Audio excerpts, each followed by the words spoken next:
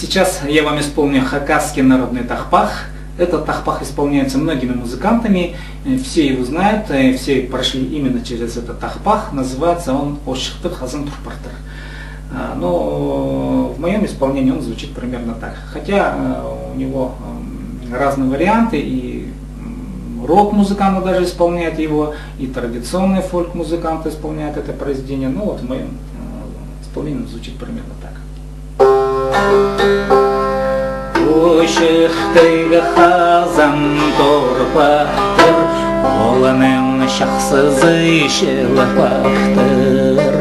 Олының шахсызы шылғанда, ойнай балалар.